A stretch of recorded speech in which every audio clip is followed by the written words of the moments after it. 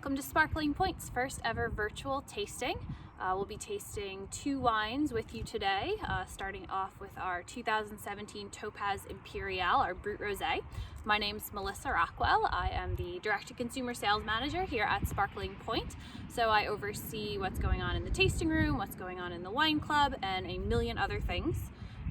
We are slightly social distancing here, but don't have to too much because this is actually my husband, Andrew Rockwell. He's our production winemaker, so he is in charge of what's going on inside the bottle. Hello everyone, I'm happy to enjoy this beautiful day in the sun. There's not really anyone else around but the two of us.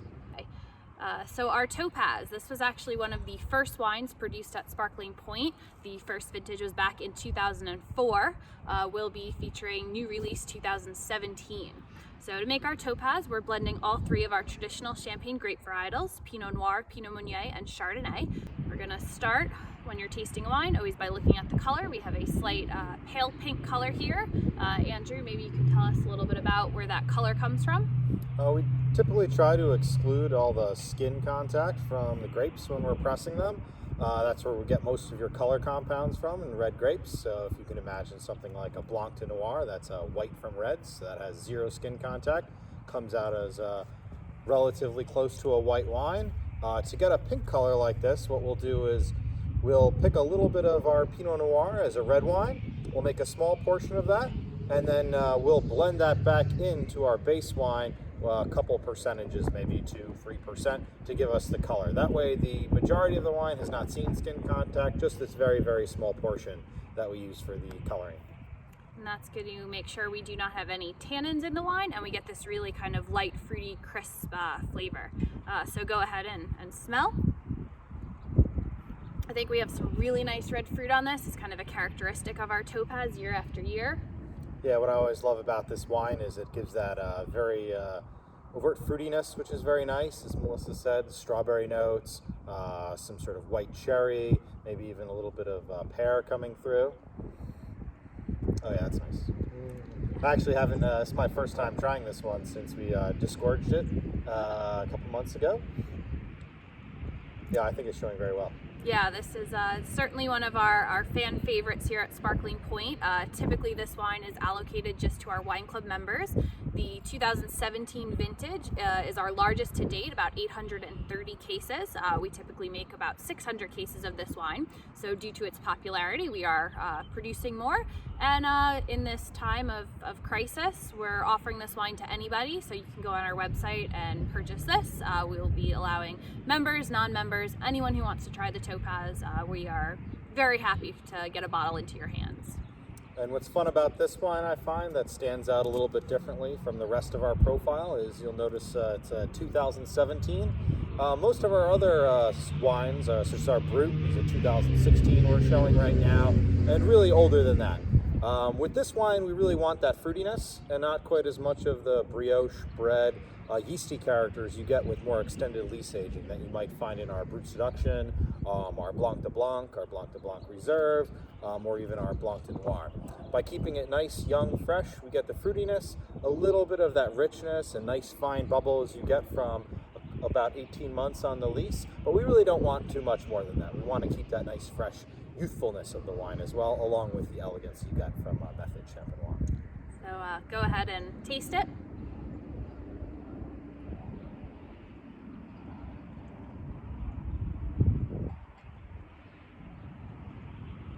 So for me, right away, you get the feeling of the bubbles. We call that the mousse or the bead. So you get that little bit of fizziness, but not overwhelming. It finishes kind of on a nice creamy note and still just really fruit forward. A lot of that strawberry, cherry, red fruit notes. Yeah, what I would recommend even for someone, if you're curious to sort of really get a sense of the aromatics, you could try even pouring your wine into a standard white wine glass. You know, we love the flutes because it shows off the beautiful bubbles, the color of the wine. It's very visually appealing. But if you really want to smell the aromas, you could try putting it into just a standard wine glass and really swirl it around. You'll certainly lose some of the effervescence, but you might find that you'll pick up on some of the more subtle, complex notes that sometimes won't present themselves quite the same in the flute. Yes, actually at home, the very first question that Andrew always asks me before we open a bottle of sparkling is, what kind of glass do you want tonight, flute or regular? Yeah, And that happened last night. It did happen last night, so we like to switch it up a little bit.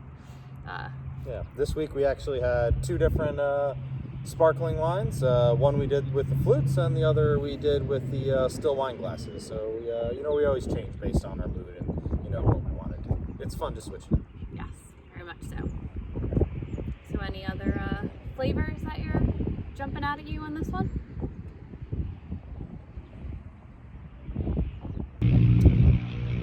Start to feel a little bit of a citrus element, maybe. It's sort of in the background. We have that red fruit, but there's a little core in the back of something almost like a blood orange or something like that, maybe. That picks up. Not really lemon, not very tart, but one of these sort of more softer citrus fruits. If anyone's had something like that, it reminds me quite a lot of that. I see that blood orange for sure. Which is sort of almost blood orange. Almost kind of reminds me a little bit of almost a raspberry note too, which I guess I see that in the same vein here.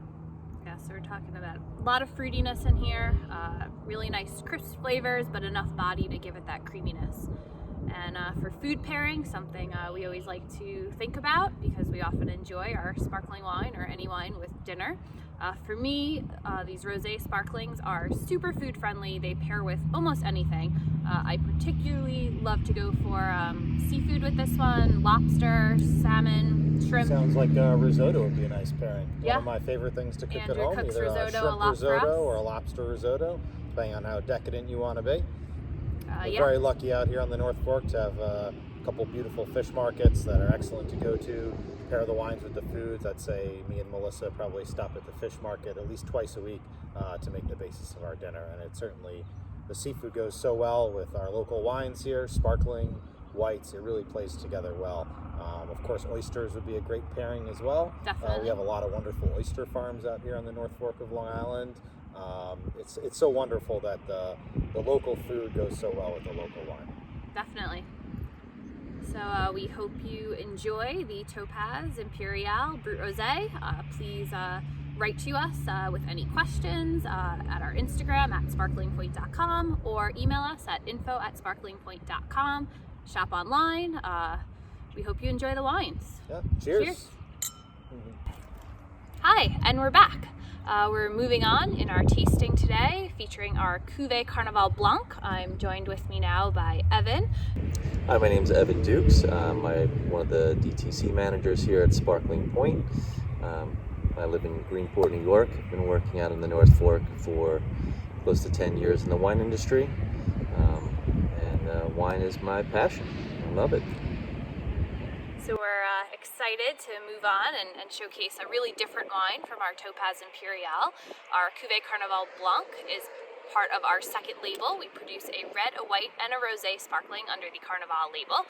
And these wines are meant to be a little bit less traditional in terms of style. We use some grape varietals that are not the classic varietals, Pinot Noir, Pinot Meunier, and Chardonnay that we talked about before. And we oftentimes add a little bit extra residual sugar to these wines. What do you think? Extremely aromatic. That's definitely one of the strong points of this wine. It just smells absolutely incredible. One of the more popular wines in our tasting house for sure. It is really fruit forward. I mean, the nose just jumps out at you. It's really intense. You get a lot of really nice floral aromas, I think, and always some nice tropical fruit notes, which is unique amongst our portfolio.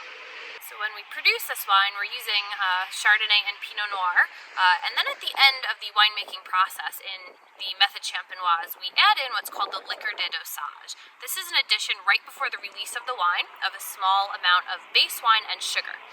A lot of times the base wine is part of the blends that we're already using in the wines, but with the Carnaval Blanc, we actually source a little bit of Gewürztraminer.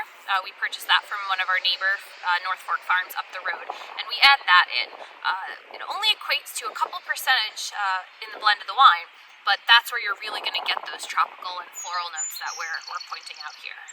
Yeah, that little percentage of Gewürztraminer just, it really does so much for the wine. Go ahead and start your tasting. So I think think what you'll notice right away here, that yes, this wine is sweeter than the Topaz Imperial. Topaz is about 6 grams per liter residual sugar. Here we're about 28 grams per liter. The dry to sweetness scale for sparkling and champagne goes from 0 to 50 grams. So we're actually still falling right in the middle of the scale. So you're not getting an overpowering sweet dessert style wine, but you're certainly not getting a brut wine either. Any flavor notes that are jumping right out at you? You definitely feel the weight of this wine, and I think that sugar definitely helps. I'm getting some really ripe peach. I was just thinking peach. Yeah. And a little bit of red fruit too, maybe like a little bit of strawberry as well. There is Pinot. Yeah. Yeah, it's just a really approachable wine. We often recommend this wine for guests that come in looking for Prosecco, one of the fastest growing categories in sparkling wine. Not made in method champenoise, but often produced with a little bit of extra residual sugar. And this is a great option if you have friends who are normally drinking Prosecco but want to try something more local or made like champagne. And even if you don't prefer a sweeter style wine, don't be afraid of this. Please try it. It is extremely well balanced. Definitely. So we're gonna go into some food pairings. We talked with the Topaz about what you might cook at home. So here we want to take this more to those of you who are going for takeout right now. Unfortunately, none of us are fine dining, sitting in restaurants at this time, but we are trying to support the great local restaurants in our area, and we thought it'd be fun to suggest a breakfast, lunch, and dinner pairing for this wine from some of our favorites. Yeah, for sure. So I'm gonna give you my favorite for breakfast. One of my favorite restaurants out on the North Fork in the town of Greenport is gonna be Bruce & Son. They are open for breakfast and lunch, and they do the most delicious pancakes. For those who are gluten-free, they have matcha pancakes, but with this wine, I'm going for their lemon ricotta pancakes. You're getting kind of the citrus note in the wine that's going to pair really well with the citrus in the pancakes, and then you've got those kind of sweet flavors. When you have a sweeter wine, you have a lot more flexibility to pair it with both savory and sweet foods. For lunch, I would recommend First and South, also in Greenport. They carry our brut by the glass, so when they open back up, definitely recommending stopping by for a glass of brut. They do an amazing tuna burger. Their regular beef burger is great as well, but the tuna burger has kind of a soy dressing, which I think would pair really well with this wine. Is there wasabi on that? A little wasabi as well, yeah. And then where are we going for dinner? Dinner? Sure, I might as well stay in Greenport, I guess, right? Might as well. We are about 10 minutes away. Frisky? One of my favorites. Alright, what do you think? They have a classic dish on their menu, oysters friscafella. They use the local Peconic Gold oysters, one of our favorite oyster farms out here. They are covered with some breadcrumbs, some Parmesan cheese, a little spinach. So you get this really nice kind of saltiness from the cheese, from the oysters, and again, that sweet and salty pairing is just awesome with this wine. Definitely. So what else? What do we got? So we have our food pairings, and I know everyone's stuck inside. So I was thinking maybe we should pair our Carnaval Blanc with our favorite show right now. So what's going to be your TV show pairing for Carnaval Blanc? TV show pairing? Man, well, I am a die-hard Survivor fan. It is season 40, believe it or not. I have been watching Survivor for 20 years. I have never missed an episode. And Dedication. it is dedication. And I watch it every single, now it's Wednesday night, it used to be Thursday, and always with a glass of wine in hand, as soon as I was legally old enough to drink, I guess. Of course. Not back when I was 15. It's a good pick.